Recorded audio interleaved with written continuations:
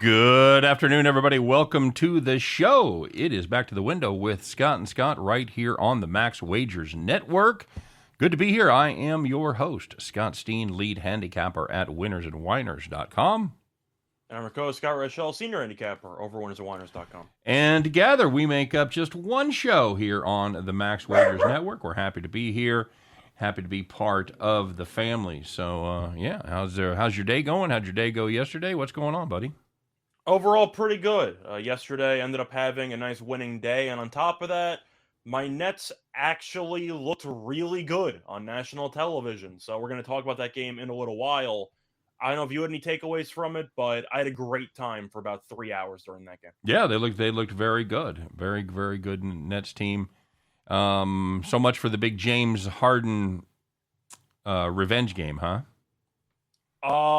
Well, I mean, it was the Seth Curry revenge game. That's what it turned into, right? Yeah, exactly. JC Stone in the house. What's up, JC? Brandon Kubas is here. Brandon wants to know if you're getting a drink in Vegas. Are you going to Vegas? I think he asked yesterday, and I forgot to get to it. Actually, yes. I haven't. I actually am planning on booking everything tonight. So okay. I will be doing my best to be there, but I actually just got I forgot what it's called, a Venmo debit card, I think. So I'm going to probably use that to pay for it. Okay, cool. Well, I don't think we needed all the details on how you're breaking down the payments, but no, I think that was my point is that I, for some reason, have just never gotten it. So now I have access to like funds that I just haven't been using. Right. And it's like, all right, I guess I might as well splurge a little bit, right? There you go, buddy. It's like accidentally finding a couple $100 in like your jeans pocket that you haven't worn in like, I don't know, a year. I get that. I was cleaning out my desk. I found $400 in there when I moved from my house to my apartment. Like, I don't even. That's the point. It's like, what do? Do you save the money that you randomly found, or do you randomly spend it? You probably randomly spend it because you didn't know you had it. Absolutely, that's free money right there, buddy. So there you go. So I'm probably gonna end up spending it. Cool. James Mounts, Illinois shit the bed. Yeah, it's always nice to lose my play of the day before we come on the air. That's just saves so much fucking time as the. That's why I didn't like him against the spread. I knew you were stepping in on Chris King's turf. Yeah, well, I got parlay fever, man. I got a fever, and the only answer is more parlays. Absolutely brutal. So thanks for joining us here today, guys. Don't forget to check out all the other great shows on the Max Wagers Network, and of course, still got our great deal going on with our folks, our fine folks over there at BetMGM. Man, if you haven't taken advantage of that yet, you got to do it. You got to do it. It is such a great deal. Scott, you were saying that you got to do it in every state, right? Yes, it was actually kind of a fun discovery by me. So, of course, when baseball season, I should have done it already, but when baseball season was officially back on track, so to speak, right? I immediately turned to BetMGM because, as we know, those team totals aren't going to bet themselves. So I was already getting some money into an account.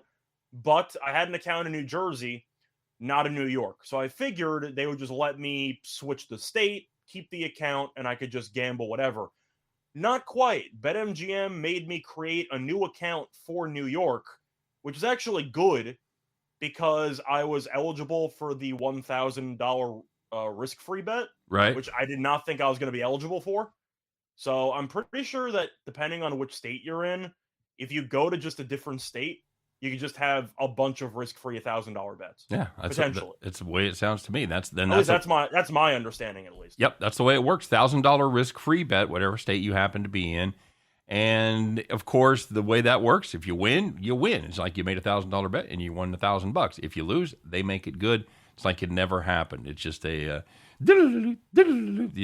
I think I might have a backup plan where if I end up losing the play for $1,000. I might just sprinkle it on a bunch of different teams to win the tournament. There you go. And I'll just get enjoyment out of it because you can make an argument. It's not of course, the most positive EV play to just start gambling on futures with some free bets. But to be honest, if I'm going to watch the tournament every day, which I'm going to, I might as well have something on it. Okay. And if I have to spend the money in 6 days before they vanish from my account, I'll be willing to make it worth my while for the tournament. You know I'm in the middle of an ad read, right? Yeah. I know you are, but I'm talking about all of this is on BetMGM. Okay. Super Sly in the house. Big X is here. Anyway, BetMGM, it's cool. You should check it out. I'll be using it. Scott will be using it Yeah, extensively, apparently. And they're also doing the cool thing on the NBA where if you bet at least $10 on any NBA game, you win $200, man. You get if anybody makes a three-pointer. So I almost said it automatically. So it's not quite automatic because that would be illegal. They can't really do that. But you got to make it some sort of incentive, and the incentive is to make a three-pointer. Of course, available only where BetMGM is legal in your state. You must be 21 to play. And, et cetera, et cetera. So, very good. Tim Earl in the house. What up, Tim? JC Stone. Scott is a great... Wait till baseball season starts. You think he's a great spokesman for BetMGM now? Wait till baseball season starts and we get these team totals. My God. Remember last year we talked about moving somewhere where they had BetMGM just to play the team totals. Is that Luzardo was pitching about every fifth or sixth day, and the team totals for the other team were like 4.5 at plus 120, and I'm just like, what are you doing?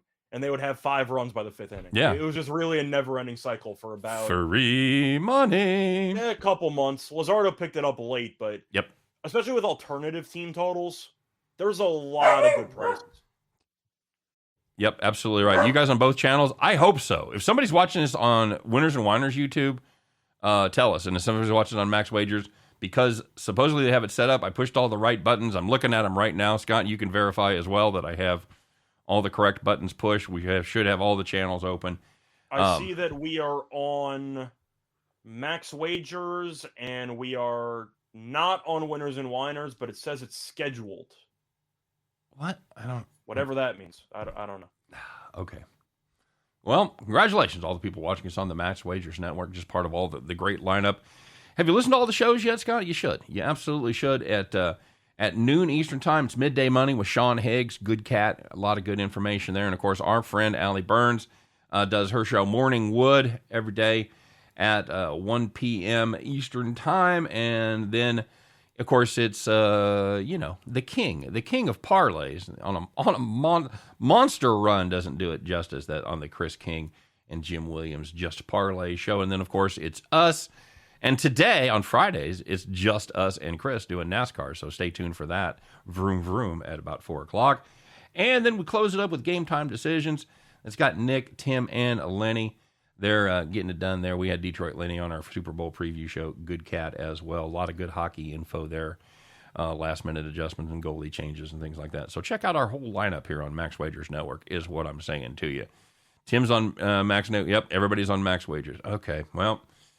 I clicked the button. I'm hoping that potentially turned it on for Winners and Winers, but we'll see. Jim, if you're still out there, we're still riding the struggle bus, I clicked the button and like the Winners and Winers logo like popped up. So maybe. Okay. Oh, that's a good sign. Okay. All right. I was a little worried because I didn't see the logo there. I just saw the W. So anyway.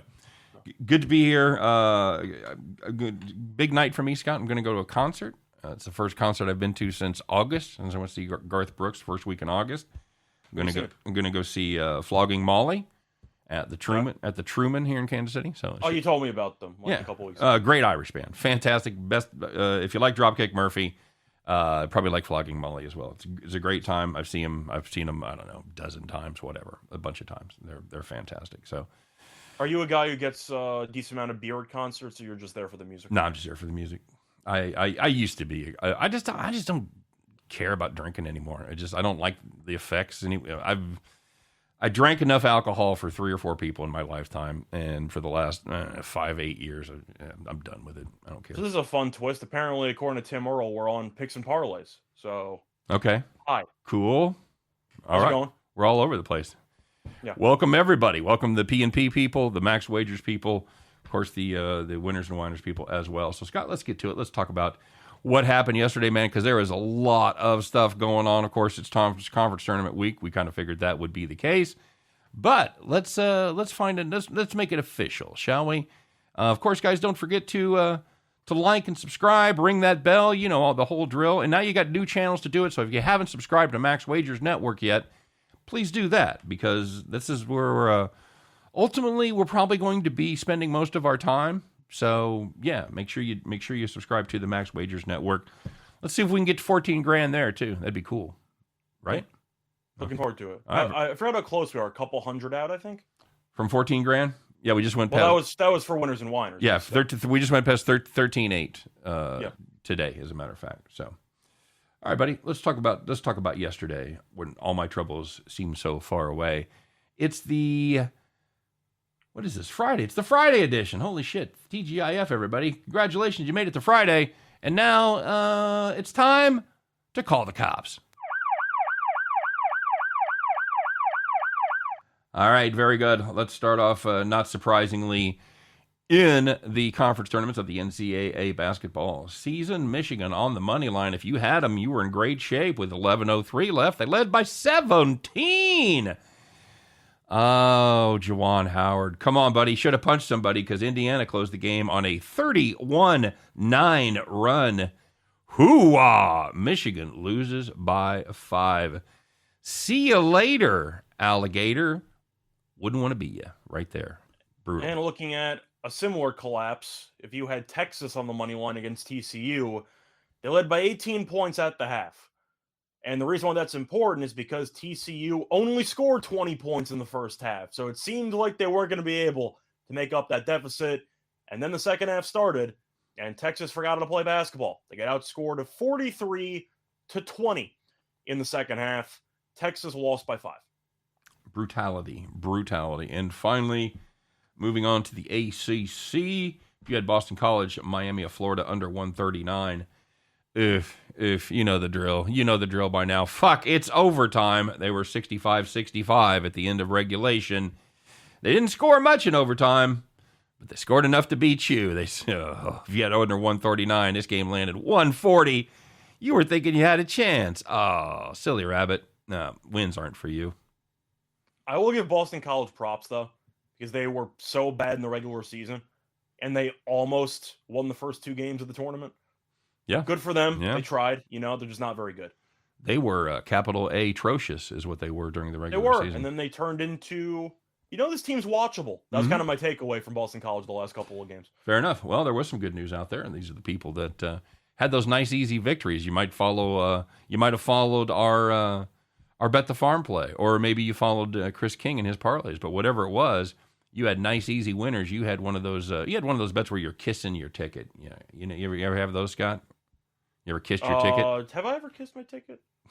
I don't know, because I don't really have that many physical copies of tickets. Right. But yes, I believe maybe once or twice. Fair enough, because when you're kissing your ticket, there's no question because you're sitting. Yeah, my friends and I used to go to Pennsylvania. I think we used to go to parks on occasion because it was legal over there, but not legal in New York yet. Gotcha. So we'd have the occasional road trips.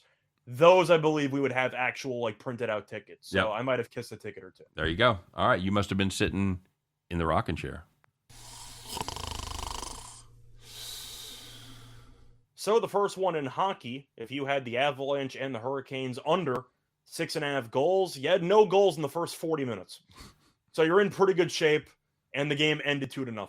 And then it went to overtime, and they scored 7. What? No, that's not. No, just 2-0. There you go. One team didn't score. And if you had Iowa minus the Neener, you were in pretty good shape there against Northwestern. They led by 33 at halftime. You're like, How do you give up 64 points in the first half? You don't play much defense, Scott. That's how you do it. That's more than 3 points a minute for a team. Yep, for a team, buddy. Okay, that's just great. They end up winning by 36. I think Northwestern was smart enough because they are smart. So they were smart enough to go, yeah, we can't win this. They beat Nebraska and went home. Yep, that's pretty much what happened. And looking at the last one, if you had the Jayhawks minus 9 against West Virginia, Rock chalk. You led by 22 points at halftime, and you ended up winning by 24. The fun side note, Bobby Huggins lasted about 10 minutes because he got ejected. Bobby, what are you doing, buddy? That was the West Virginia team I thought was going to show up the day before against K-State. That's. Yeah, it turns out Kansas a little bit better than Kansas State.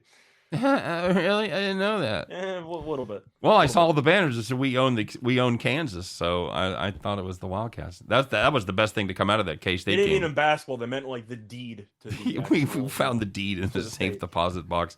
They were lucky enough not to win that game because they had to face KU yesterday, and that probably wouldn't have gone well again. Would have been fun, though, for bettors. I mean, we would have had Kansas. Yeah, probably, because you'd have had... Or at least the over.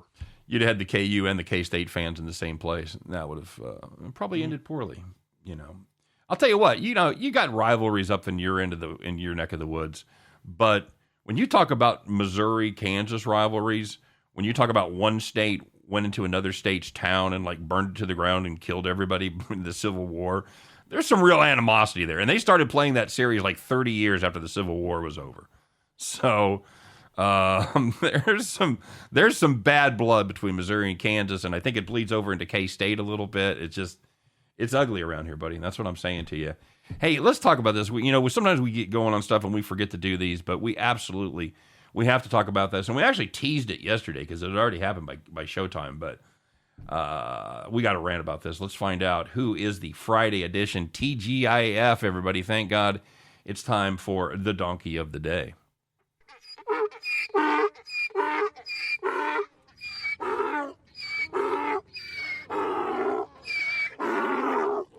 Maybe donkey of the month here, Scott. Take it away, buddy. So for this one, we mentioned it yesterday, but we're going to mention it again. It was Syracuse senior guard Buddy Boeheim. Now, if you remember, Syracuse played against Duke. It was actually very competitive. I believe it was a tie game with about 3 minutes to go. However, Boeheim, I think you'd agree, is the best player on the team. Would you agree with that? I think so. So he did not play because he got suspended after punching a Florida State player in the first round game. Now, there's a couple of layers to unpack here. First of all, he's the senior leader, so it's a stupid move on his part to get suspended for potentially the final game of the regular season. Second of all, Syracuse almost won the game without their best player, so I think you can make a serious argument if Boeheim plays. Do you think Syracuse wins? They have a much better shot, yeah. I think they got a pretty good shot to win the game. And third of all, which could be the worst part of it, he's a senior. They lost the conference tournament. There's no guarantee Syracuse is going to a postseason tournament because they are below 500.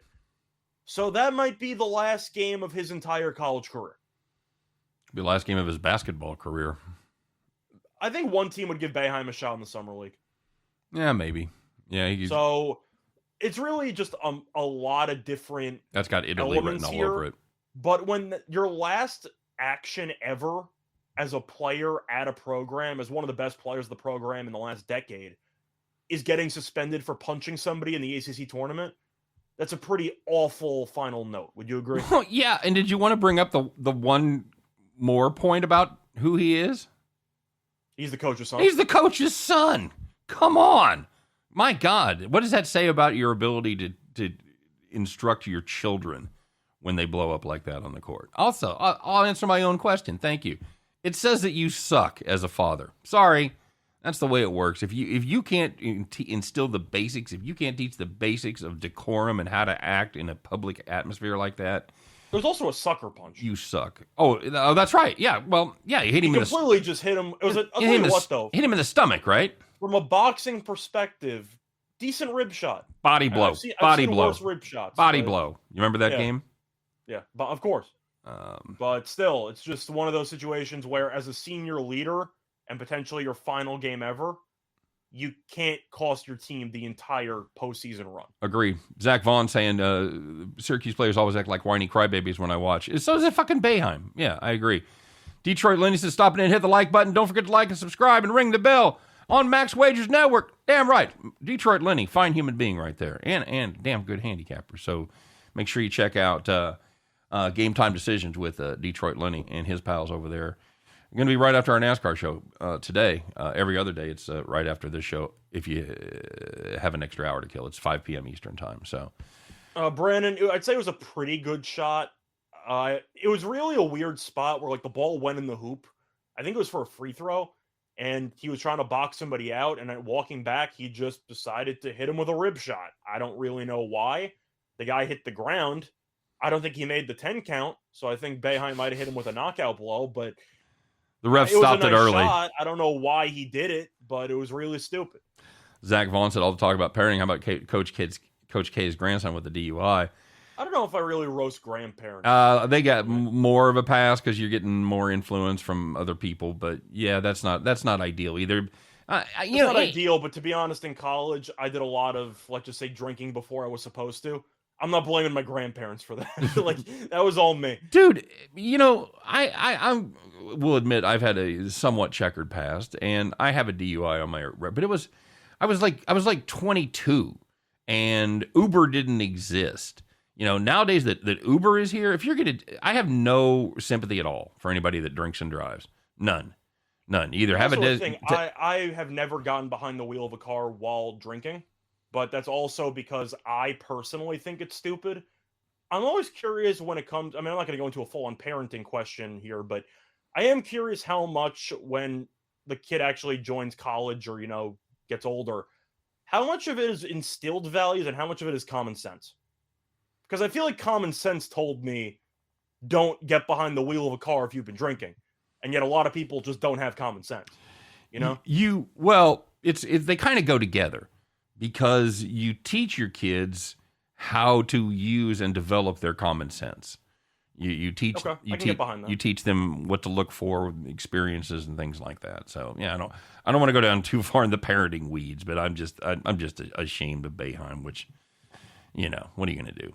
It's honestly not that common these days with the college kids. I agree, Max. It shouldn't be. I'm not sure. Just pick up any car that's like people waiting to pick you up like a block away. Yeah, my kids, and they use me.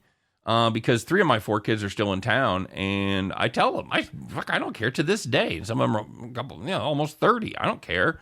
If you guys need a ride, I'll come get you. And my son is done. I've gone and got my kid and his buddies like 2 or 3 times, and that's fine. I'm happy to do it. My parents told me that in high school as well. Or like, if you're drinking, call us. We'll pick you up. I'm like, all right, I appreciate it. Absolutely. Common sense is a flower that does not grow in everyone's garden. I agree, Truani, but I'm throwing it out there. Like, I feel like common sense told me, if you're not exactly well equipped to drive, don't drive. And yet other people just do it all the time. I don't know. If you go to Walmart or somewhere, or pick somewhere else if you like Walmart, I don't care. But if you see 2 morons, you can guess that if they have a kid, that kid's going to be a moron too. Just remember, if you think that you have average intelligence, think how many. That means 50% of the people on the planet are dumber than you. Yep. Keep that in mind. That's a Carlin bit, and that's so funny, and it's so true, absolutely true. So, hey man, let's talk a little sports betting. What do you say? What do you got cooked up for today? What do you like? Of course, we got our favorite play on Bet the Farm. Make sure you stick around and check that out. Scott, this Virginia Tech team, kind of lucky to be there. North Carolina laying 2.5. Is that a short number? Well, North Carolina, of course, ended my, I can't even say dream run, but I had a fun Virginia ticket there to win the ACC. I believe they scored 13 points in the first half. And I have to call out Ken Pom here because I respect Ken Pom. He's done great for me over the years. There is no way Virginia is a top 70 offense in the country, according to efficiency. Not this country. There is no way.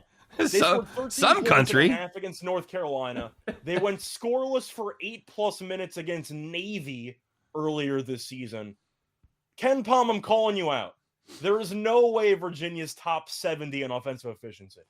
Check the numbers. Maybe you forgot to carry a 3. You forgot to make a number negative. I don't really know what happened there. But there is no way Virginia is a top 70 offense. Anyway, to go back to this game, Virginia Tech has been playing a lot better. But the issue you run into, which happened in the regular season, Virginia Tech is extremely undersized. And with Baycott and with the multiple just big men that North Carolina have, Virginia Tech should get killed on the glass. Now, they are the better shooting team. They will try to slow the pace down, which definitely should help North Carolina. I mean, it should help Virginia Tech keep it close if they slow the pace down. But I really do expect North Carolina to just dominate on the glass. I think I'm going with North Carolina. I agree. Tim likes Virginia Tech on the money line. I would say that if you like Tech, go ahead and play the money line plus 129. I think it's correlated for me. I think if I was going to take Virginia Tech, I would take the under. Okay. Because North Carolina wants to run. If Virginia Tech can limit the possessions by just draining the clock, I do think that they can force a lower scoring game that they should cover. But for me, it's really tough to go against a team when you know they're going to win the rebounding battle by 10 to 15. North Carolina should win the rebounding battle by 10 to 15. Oklahoma catching 7.5 from Texas Tech. I don't know, man. I got nothing really. This Oklahoma team, I didn't like them. They have played decent basketball lately. They kind of three non-factor teams, but they beat Baylor last night. So is the great win for them, by the way. Is the run over? Of course, Texas Tech, they did okay against Iowa State too. I had to watch both of those games. Just Iowa State scored 36 at home against Oklahoma State, and then scored 41 in the first round of the conference tournament. Yep, 41. Yep. Yeah, not good. Texas Tech's a team that I still think is a dark horse to win the title. And I know they're undefeated at home, and they're not very good on the road, which is concerning. But Texas Tech defensively, numero uno in KenPom. They are the best defensive team in the country. So I do think they should be able to force Oklahoma into some really ugly possessions. I think I'm going to stay away from the side, though. I like the under. It's at 125, but both teams really love to slow the pace. Mm-hmm. Oklahoma, with the former Loyola coach, also loves to play extremely slow in the half court. I just don't see many possessions. You? Last 5 have gone under, buddy. And you want to get me involved in a Texas Tech game with a total at 125? Yeah, I'll play that. I'm just saying, I'm looking at a spot where I'm not going to compare it exactly to the North Texas game today, which landed 70-something. Jesus. For the entire game, both teams combined, 70-something points. But I do question if this game's going to look a little bit like Fresno last night, where both teams are good defensively, they drain a bunch of clock, and you see a game that lands somewhere in the 90s or hundreds. I think 125 is a bit too high. Virginia Commonwealth -4 over this Richmond Spiders team. You know, this is a Richmond team that about every time they put up a stinker and you go to write them off, they come back and they win, 3 or 4, 4 or 5, whatever. So they had a nice win over Rhode Island. Of course, VCU. Rhode Island's not very good, right? No, they're low average, I would say. I'm pretty sure they lost first round yesterday to Fordham, I believe. Who did? Rhode Island. Or did they beat Duquesne? I think they beat Duquesne, actually. I take it back. Maybe in the first round, yeah. Yeah, the first round. I think they beat Duquesne, barely. But that's Rhode Island. Very good. Duquesne, one of the few teams that Rhode Island can make fun of. Yes, that is true. You like some points with the Spiders here, buddy? I do not. Okay. VCU is a team that I liked a lot more earlier in the year. It seemed like once conference play fully got underway, they were clearly the, I'd say, third best team in the conference. Yeah. Maybe second, but I'd say third. I personally think Bonaventure's ceiling is higher than VCU's. They were still 21-8, so they were still pretty good this season. But Richmond, I've mentioned it before. I mentioned it when we had Allie on our show. Richmond's a team that when you want them to step up for a big game, they seem to always no-show. Or at least they'll keep it close and they fall apart down the stretch. This seems like one of those spots. I think Richmond keeps it close for a half. I think VCU turns up the defensive intensity. And I think eventually VCU wins by 6. Give or take. Very good. I will say this. The last 3 meetings between these two teams, Richmond has shot 24%, 18.2%, 15.8% from downtown. VCU's defense just puts the absolute clamps down every single time. Especially on the perimeter. No question about it. And of course, VCU, they're pretty much going to dominate the boards in that one as well. So yeah, I'll take the Rams there. It's tough to go against the Commonwealth. It really is. Don't go against the Commonwealth. Bronco Devil says he never heard about KenPom until now. Yeah, if you subscribe, it's even got more tools. But yeah, it's a must-have for college basketball. It just because truth is, especially for brackets, there's a lot of trends involving KenPom when it comes to brackets. I forgot if it was top 10 or top 3. Is it top 10 or top 3 for teams with top offense and defensive efficiency have won the title like each of the last 7 years? Is it top 3 or top 10? I want to say top 3. I thought it was top 3. So just to throw that back again, if a team is top 3 in both offensive efficiency and defensive efficiency, you have a great chance to win the championship. Yep, absolutely. Bronco Devil says was a one taking La Tech under 58, 52-36 final. Learned from you guys about North Texas. 42. What did I say? 52? Yeah, 42-36. Sorry. Yeah, we talked about that land in 78. Should give you guys a commission. That's right. Damn right. Yeah, You can if you want to. You know where to find me. Start that trend. All I know is that North Texas, I'm kind of sad about for not making the NCAA tournament. Oh yeah. Oh, but they'll be in the NIT. It's a reminder you can still bet team totals in the NIT. Yeah, and there's less sharp action. There's less people paying attention to it. The further down you go, you can really find, especially with motivation question marks for some of these teams. Yes, there's a lot of value to be found in some of these minor tournaments. What are the most important stats to look at with Ken Palm?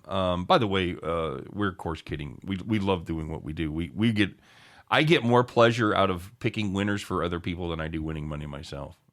It's weird, but I know you probably don't feel that way yet. But I mean, I'm being honest, that's fine. No, you're fine, dude.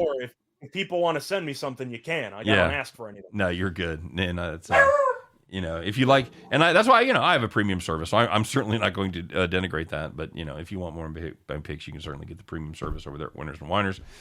I think it was top 10. Bronco, you misphrased that. It's not cheap beer. I'm not paying for it, so it's free beer. I'm in. As long as he doesn't send something good from Colorado. I don't care how much you pay for it. I'm not paying anything for the beer. You're getting Lone Star, buddy. You're getting Lone Star. Just saying, everybody knows the best type of beer is free. So the second best type of beer is there something you look at other than offensive efficiency? I would say they're almost equal, James, as far as the three stats: offensive efficiency, defensive efficiency, and tempo. Tempo is the most important for me because that is almost the sole factor for actual totals. Yeah, for me, tempo's huge. Of course, you don't want to exactly take an over blindly with tempo if both offenses are 320s in offense efficiency, but usually you try to do whatever you can to predict as much as you can about a matchup. Well, when I talked if you can determine the actual speed that the game is played at, usually you can at least piece together the rest of the puzzle.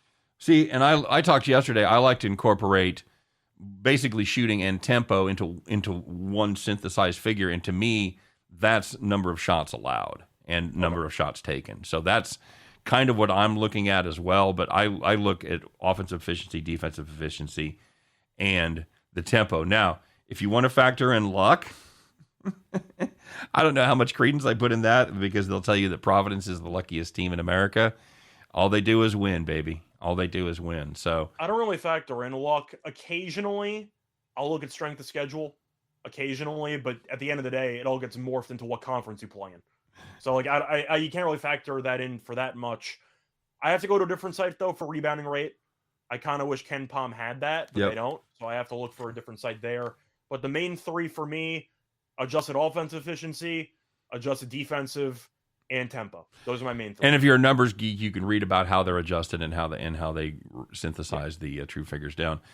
Detroit Lenny with the quote of all time: "My favorite beer is the next one." Absolutely. Yeah. Thanks, J.R. Black. I appreciate that, by the way, brother. Bronco Devil says Natural Light 18 pack it is. It gets a natty light, buddy. You're down there. Bronco Devil's in Texas. You're gonna get Lone Star. You're gonna get Lone Star beer, man. That's it. There are worse beers out there. Are there? Are you sure? There are. I don't know if I can fully roast the beer that I want to name, but it's an animal and it's the color red. Okay. All right. Very good. You can piece together the rest. Will the showtime be the same next week during March Madness? Yes. Especially since we have a set schedule now, it will be the same. And as far as I know, we're still doing our NASCAR show. Nobody's told us to stop doing our NASCAR show yet, even with the merger. So it was nice of them to leave us that extra hour so we could keep doing our NASCAR show.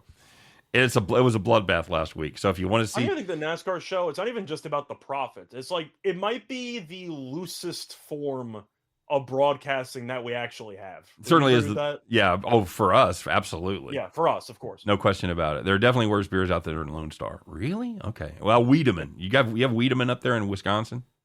No, but I think that might be a good thing. Yeah. Absolutely. I'm assuming you're not mentioning it because it's good. There's a Lone Star in my fridge. Okay, fine. All right. Lone Star's great. Ooh. Okay. Lone Star beer loves to party. That's for all the old people out there. What else you looking at today, my friend? So, of course, everyone pretty much only wants to talk about college. I had to play the day in the NBA. I gotta look at Colorado. And the truth is, I kind of like Colorado on the money line. I don't know why Arizona's laying 10, especially with one of their best players potentially being out for the year. If you're not aware of that, one of their best players got injured yesterday. And we've seen teams that might be able to piece together a little bit at some point after missing one of their best guys. They kind of rally the troops a little bit. The first game after you barely beat Stanford yesterday, I gotta like Colorado here. You? Yeah, Colorado team's playing good basketball right now, and I think it could be a rally the troops situation for Arizona. You kind of worry about that a little bit, but I think it's going to be too big of a chunk for them to cover that number. Bronco Devil says he's got a Shiner Bock. Yeah, okay. I'm all about the Shiner Bock. That's good beer. By the way, I'm going to butcher the name, but of course I'm talking about Creasa. I believe it's pronounced Creasa. Yeah, we've both been avoiding the name. But either way, the point is, I can't say that he's a great player by any means, but he's definitely been a nice, I'd say, guard, at least for depth purposes. He also had the triple-double against Utah on February 24th, so he's had a couple of big games. At the end of the day, when you lose a guy who you're used to giving a bunch of minutes to, you kind of suddenly have to scramble when it comes to finding new rotations. I would not be surprised to see Arizona look a little bit out of whack, at least for the immediate future. Agreed. Bronco Devil, Illinois, kill your parlay. Yeah, dude. I always like to start my day with 11:30 game when loses. I do think if you want a long shot, though, Colorado might be worth something. Yeah, I think there's a sprinkle on the money line there. Absolutely. Yeah, the Illinois missing toying with their food, playing with their food for the whole game, and then missing the layup at the end was not my friend. Especially that was to tie or take the lead. Let's take the lead. They were down 1. Let's take the lead, right? Yep. Sigh. Anyway, that's and it sucks because of course, and because I'm looking. Well, Houston's going to lose anyway. No, Houston rallies. They win big, and of course, Iowa's up big over Rutgers after fucking around with them So yes, thank you for bringing that up, Bronco Devil. JC, it's definitely possible that Arizona can continue playing well without him. I'm just saying it is another area of uncertainty that you kind of have to throw in there. I can't just ignore the injury. Here's my question. Somebody said that Arizona's got nothing to play for.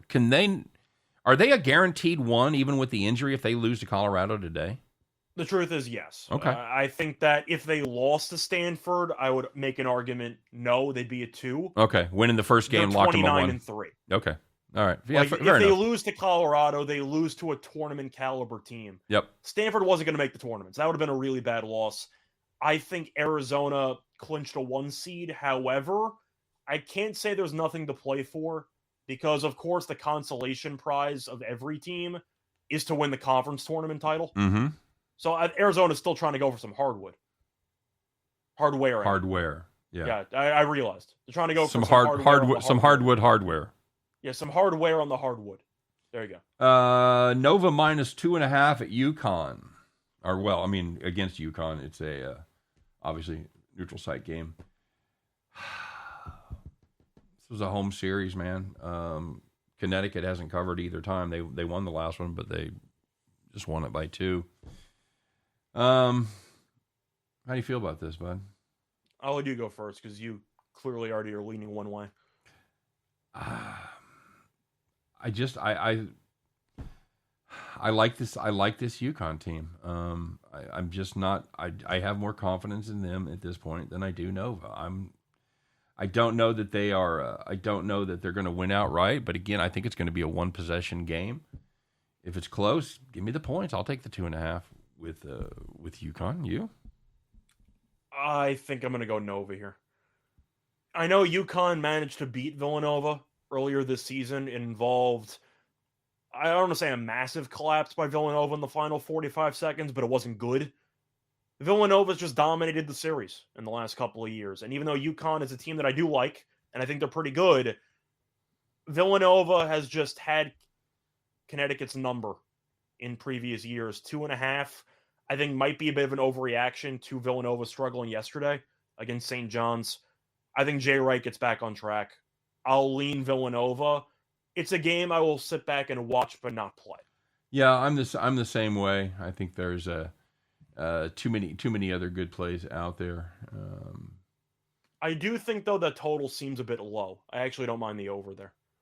Okay, yeah, I'm okay with that. I was looking here. So Polly is going to play. Okay, good. That's what I wanted to see. All right. 3-7 points favorite plus 116 seems like a farm play. Yeah.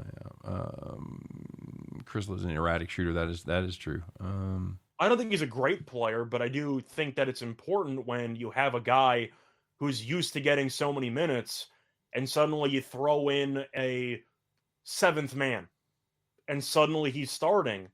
I have to wonder about chemistry with the new lineup. And chemistry is extremely underrated. There's no way to actually quantify it, but I am wondering if the new rotations might take a little bit of time to adjust to. Yeah, it seems like it goes one of two ways, and you often see this when they're missing like a big man. You'll see them like adjust their style, and they'll play completely different, and they'll play, and the other team's not ready for it. They don't have tape on them playing that way. Peter Wolf asking about St. Peter's at Quinnipiac, are playing against the Quins, the Quinnipiac. He's talking about them winning the tournament. Yeah. I can't say I mind. Truth is, where are we at? When Iona lost... Is this the semis? I believe so. Yeah. The point is, when Iona lost, I'm sure every other team in the conference broke open the champagne. Because everyone just assumed Patino was going to get back to the NCAA tournament. Right. And they ended up losing. They choked the game away.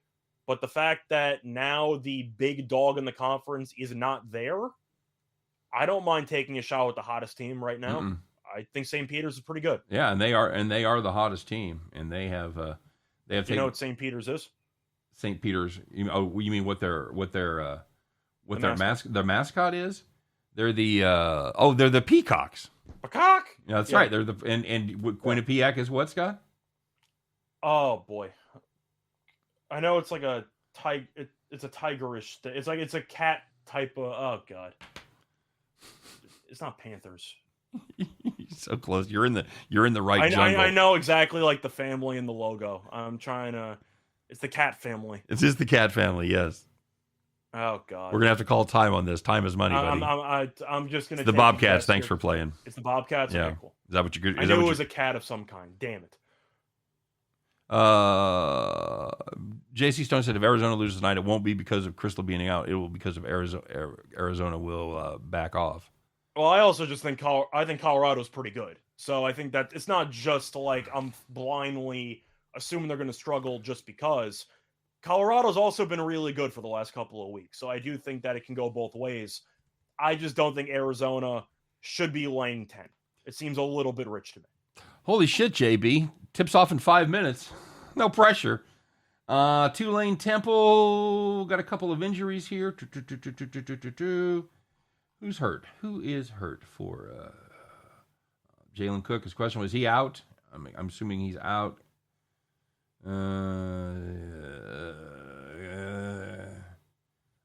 Quick. I mean, I find it fascinating that Temple was 17-11 and Tulane was 13-14. Mm-hmm.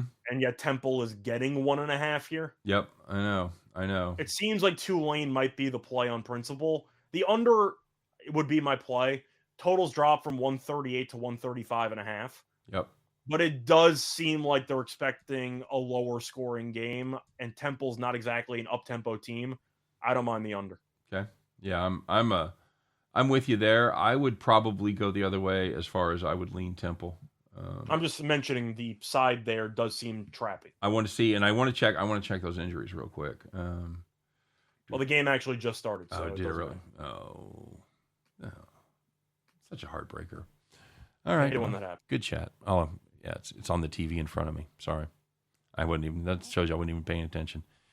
Wyoming able to take out Boise? I don't think so. We both I don't think so either. Are not. I actually did watch the fourth quarter, or not the fourth quarter. Sorry, the last 4 minutes of the Wyoming UNLV game, and Wyoming won. It was a rock fight. It wasn't a good game of basketball, but they hit a big three late. I know we keep talking about the Missouri Valley being an underbetter's dream in the conference.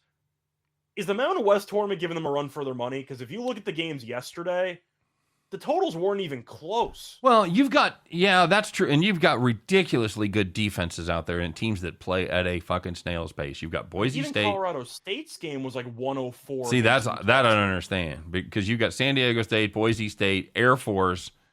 Who else am I missing that plays slow like that grinds it? Those are really Wyoming plays. not really. Boise plays fantastic defense. They're another great defensive team. I like Boise there. I was high on the Wyoming train a while back, but I think this defense doesn't tend to go cold, so I'll take. I just think Boise has more offensive weapons. Yep, I'll take Boise. Wyoming beat them up there in Laramie, but I think they get it done in Vegas. I am keeping an eye on those totals though, because if you look back at yesterday's card with the totals in that tournament, bunch of unders. Yeah, and not even close. Yeah, keep an eye on the Thomas and Mack there in Vegas with the numbers. I'm probably going to keep betting unders in there. I mean, until they actually go a couple over, I'm going to keep betting the under. Beat me. Zach Vaughn says he's going to make a quick trip, be back for NASCAR. Cool. All right, buddy, let's do it. Let's get to it. It is Friday. It's time. It's time to put on those good overalls. Those good Friday overalls. You know, the ones, the fancy ones. The buttons are still shiny. Scott, I know you got a pair. Of course. Put on your straw hat. Get out your keys, climb aboard that John Deere, everybody, because once again, for the last time this week, it's time to bet the farm.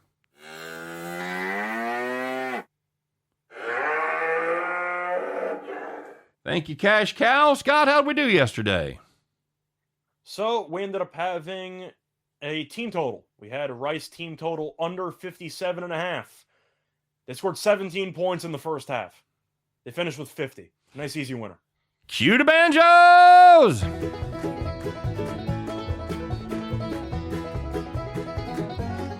Yeehaw! Yeehaw. North Texas so good, even when they lose the opponent team total under cash. My God, that's just brutal. La Tech today. All right, my friend. I can't even imagine watching that game. Okay, buddy, what do we got cooked up for today? So we're going to go back to college because it's all people want to talk about. And it's going to be a matchup in the MAC between Ohio and Kent State. And, of course, we're taking Kent State plus 1.5 at minus 110 on BetMGM. It's very rare you see a team that's getting 1.5 points that has won 13 straight games. The Golden Flashes have been one of the hottest teams in the country. They've looked like the best team in the conference for the last couple of months. Ohio, not so much. Ohio has lost 3 of its last 4 games.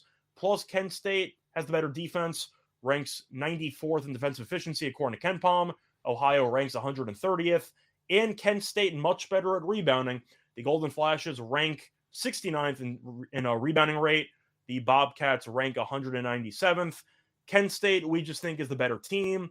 Ohio has been a disaster either in neutral sites or on the road this season. We'll take our chances with the hottest team in the conference, getting 1.5. OHI, no. Kent State, everybody. That's our Bet the Farm play. Catching 1.5. You know what? You want to play on the money line? I wouldn't hate you there. You want to pick up a little extra scritchy scratch and get yourself plus 120 or so. Knock yourself out. I think that'll cash as well. And that's going to do it for the farm. That's going to do it for the show. As always, we appreciate you guys stopping by. Don't forget, here in about 10 minutes or so, we'll be getting ready to take a left, and as we do our NASCAR show, Phoenix this week, right, Scott? Yes. There you go. So make sure you stay tuned. We'll be joined by Chris King to do the NASCAR. But if you can't make that one, we understand. You guys have a great weekend. Hope every one of those tickets in your pocket turns into cash money when you head back to the window. You guys have a great day. Thanks for joining us. And we'll see you again on Monday. Same bat time, same bat channel, 3 p.m. Eastern, 2 p.m. Central. See you then.